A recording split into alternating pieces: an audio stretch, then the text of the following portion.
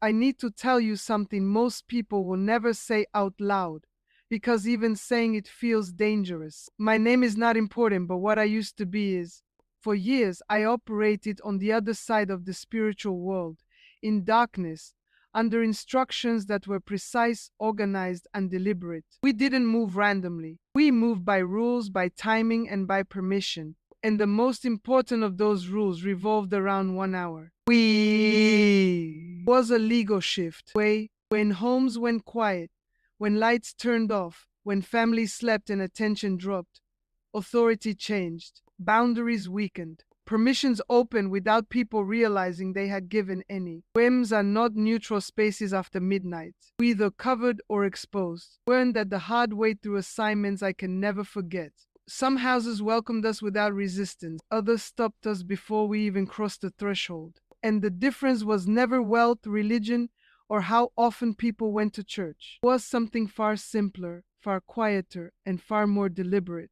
Tonight, I'm not here to scare you, warn you, because after midnight something always enters. Most people never realize it until the damage is already done. We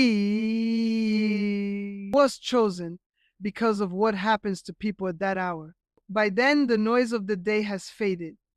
Minds are tired. Awareness is low. Most people believe that sleep equals safety, but in the spiritual realm, sleep often means exposure. Emotional defenses soften, resolve thoughts surface. Fear, anger, and exhaustion sit closer to the surface than people realize. That is why assignments were almost always scheduled after midnight. Not because of superstition, but because patterns proved it worked. Families who felt the safest were often the easiest to enter, precisely because they assumed nothing could happen while they rested. Silence creates opportunity. Darkness provides cover. Stillness lowers resistance. We studied routines carefully. When lights went off at the same time every night, when prayers stopped at dinner, when homes fell into predictable quiet, we knew exactly when the doorway opened. It wasn't chaos, it was order. Permissions weren't asked for out loud. Were granted through neglect, distraction, and assumption. People believed nothing was happening, which made everything easier. The most vulnerable homes were not broken ones, but comfortable ones. Ones that said, "We're fine." That false sense of safety was the signal. Midnight marked the moment when awareness handed over authority. Once that shift happened, entry became possible without force, noise, or warning. That is why what happens after midnight matters far more than most people are prepared to admit. The first thing that enters is never chaos. It is observation. Monitoring spirits were always sent ahead of anything else because information determines outcome. The role was simple. Listen, watch, record. They paid attention to conversations that happened during the day and the thoughts that surfaced at night. Arguments that seemed small. Worries spoken casually. Frustration swallowed instead of resolved. None of it was ignored. Emotional temperature mattered more than words. Tone, silence, tension, affection, fatigue, these were logged carefully. Family dynamics were mapped like blueprints. Weld authority. Who felt ignored? Who felt resentful? Who felt lonely? Nothing dramatic happened at first, and that was intentional. Noises, no shadows.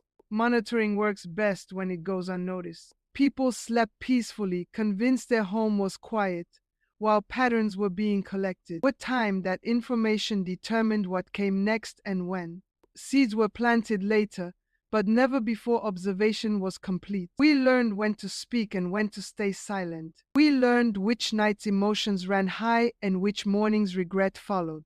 The damage never began immediately. It unfolded slowly, in ways people blamed on stress, personality, or circumstance. That delay was the advantage. By the time conflict appeared, it felt natural, internal, self-generated. People never suspected an external influence because nothing had announced itself. Monitoring spirits do not destroy homes. They prepare them. Once a home was understood, once every weakness was catalogued, permission for the next phase was granted. That is why awareness matters. Because the first invasion doesn't feel like an invasion at all. Once observation was complete, the second phase began.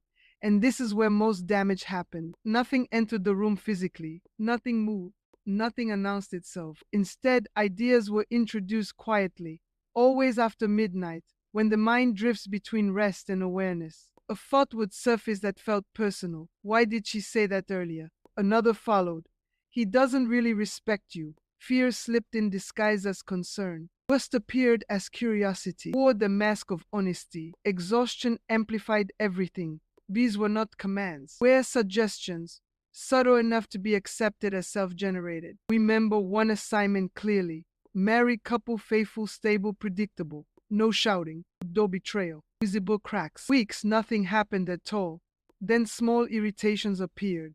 Sleep shortened. Assumptions replaced communication. Withdrawing. Wife began doubting. Neither could explain why. No supernatural signs ever appeared. Nightmares, no shadows, just a slow erosion of trust. By the third week, arguments felt inevitable. By the fourth, silence replaced affection. They blamed stress, work, personality differences. Was this success? The best operations never look external. When people believe their thoughts are theirs, resistance disappears. Control is handed over willingly. Seeds planted after midnight grow during daylight, fed by routine and repetition. Once those thoughts take root, nothing dramatic is needed anymore. We begins dismantling itself from the inside, convinced nothing invaded at all. That belief is the final lock, because what feels internal is almost never questioned, challenged, or defended against, until consequences are already irreversible for families. Were moments that broke our pattern completely. Perfect conditions, perfect timing, complete silence, and still we couldn't cross the line. These homes should have been easy. Noise, resistance. Yet the moment we approached, access was denied, not delayed. No monitoring, no planting. We were forced to withdraw without explanation. At first we thought it was coincidence. Then it happened again. And then, different cities, different families. Something was already in place before midnight arrived. The difference wasn't church attendance. Some prayed loudly and were exposed. Some quoted scripture and remained vulnerable. Religion didn't stop us. Routine didn't stop us. What stopped us was intentional coverage applied before sleep. These homes treated nighttime like a border, not a break. Before lights went off, authority was declared. Boundaries were reinforced. It wasn't dramatic. No fear. No shouting. Just quiet certainty. That quiet was unbearable to cross. In contrast, religious homes that assumed safety were open territory. Faith without application left doors unlocked. But covered homes felt sealed, layered, reinforced. We couldn't listen. We couldn't influence. We couldn't wait for weakness. The decision had already been made before midnight arrived. Those homes weren't lucky. We're deliberate. And for the first time, I realized protection wasn't about belief alone. It was about timing, consistency, and choosing not to sleep unguarded. That choice changed everything for me permanently. You don't need special training, a title, or permission from anyone else to seal your home before midnight. Authority is not complicated, it is intentional. Choose a consistent time before sleep, when the house is quiet but awareness is still present. Stand or sit calmly and speak out loud, because authority is expressed, not assumed. Thank God for protection, then clearly declare that your home, your mind, and everyone under your roof is covered. Do this simply, without emotion or fear. Consistency matters more than eloquence. One clear declaration repeated regularly carries more weight than a desperate prayer spoken once. Treat it like a boundary, not a ritual. You are not performing. You are enforcing. Close the day deliberately. Address the night directly. State that nothing has permission to enter, influence, observe, or operate while you sleep. If you live alone, do it alone. If you have family, involve them briefly and calmly. Children understand authority when it is peaceful. Afterward, rest without checking, repeating, or worrying. Confidence completes the seal. Protection is not about fighting darkness. It is about establishing jurisdiction. When authority is set before midnight, there is nothing left to negotiate later. You are not dependent on buildings, leaders, or schedules. Responsible for your space, and responsibility once claimed becomes power, without doubt or hesitation. I'm sharing this now because silence helps what operates unseen. What enters after midnight relies on ignorance, not power. Once awareness is present, influence weakens. That is why warnings are delivered before patterns harden, and before damage feels normal. We don't need to be afraid to be protected. You need to be awake to timing, consistent with boundaries, and confident in authority. Awareness shifts identity. You stop being a passive space and become a guarded one. This isn't about obsession or suspicion. It's about responsibility. Ways shape lives. Families form habits, and habits determine what is permitted to stay.